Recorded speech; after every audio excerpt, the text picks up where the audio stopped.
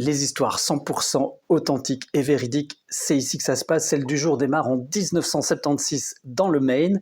Ça se passe dans une maison modeste, dans une ruelle de la ville d'Augusta. On retrouve à l'intérieur de cette maison le corps de Blanche Kimball, 70 ans, dans une mare de sang. Elle a été lardée de 23 coups de couteau. Malheureusement, il n'y a pas de témoins, pas d'indices. Et finalement, c'est tout simplement, malheureusement, le genre d'affaire qu'on va ranger dans un carton au fond d'une étagère. Sauf que cette fois-ci, ce fameux carton, eh bien, on va le rouvrir. À l'époque, la police avait un nom, Gary Robb, c'est un locataire sans histoire.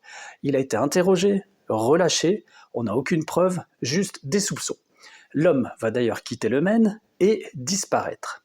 Et donc, ce fameux dossier s'endort gentiment. Mais 40 ans plus tard, il y a un nouveau service de police qui voit le jour à Seattle et le vieux dossier en question ressort et avec lui quelques petites taches brunes qui ont été conservées sur un tiroir de cuisine. Et bien entendu, ces taches, ce sont du sang. C'est assez en tout cas pour extraire un ADN, c'est celui du meurtrier. Et là, les enquêteurs vont décider de tendre un piège machiavélique. En effet, un agent est chargé de frapper à la porte de Gary Robb, dont on a retrouvé la trace entre-temps. Et cet agent se présente comme un enquêteur pour une étude de marketing. Et c'est une simple enquête sur les chewing-gums préférés des Américains.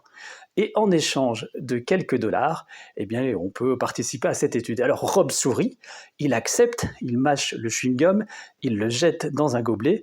C'est un geste banal, hein, c'est juste un petit morceau de sucre collant, mais pour la police, c'est une bombe génétique. L'ADN du chewing-gum est analysé et résultat, c'est le match parfait avec le sang qui a été retrouvé sur le tiroir de la cuisine ou de Blanche Kimball. Gary Robb est bien entendu immédiatement arrêté et 40 ans après les faits, et tout ça grâce à un simple chewing-gum à la menthe.